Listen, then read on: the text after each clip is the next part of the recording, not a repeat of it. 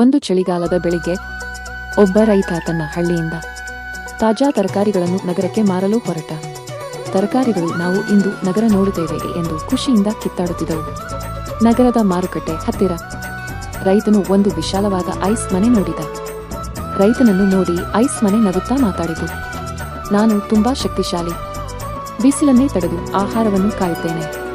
ರೈತ ನಗುತ್ತಾ ಉತ್ತರಿಸಿದನು, ನೀನು ಬಲಿಷ್ಠನಂತೆ ಕಾಣುತ್ತೀಯಾ?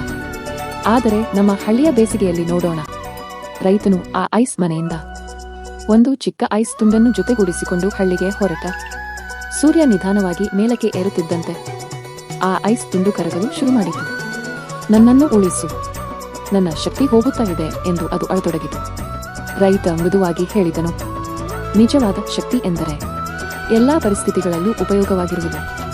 ಸ್ವಲ್ಪ ಸಮಯದಲ್ಲಿ ಆ ಐಸ್ ನೀರಾಗಿ ಬದಲಾಯಿತು ಮತ್ತು ರೈತನ ಒಣ ಹೊಲಕ್ಕೆ ಹರಿಯಿತು. ಅಚ್ಚರಿ!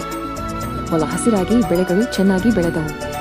ರೈತ ನಗುತ್ತಾ ಹೇಳಿದನು, ನೀನು ಕರಗಿದರೂ ನನ್ನ ಬೆಳೆಗಳಿಗೆ ಜೀವ ಕೊಟ್ಟೆ. ಅದೇ ನಿಜವಾದ ಉಪಯೋಗ, ಅದೇ ನಿಜವಾದ ಶಕ್ತಿ ಎಂದನು.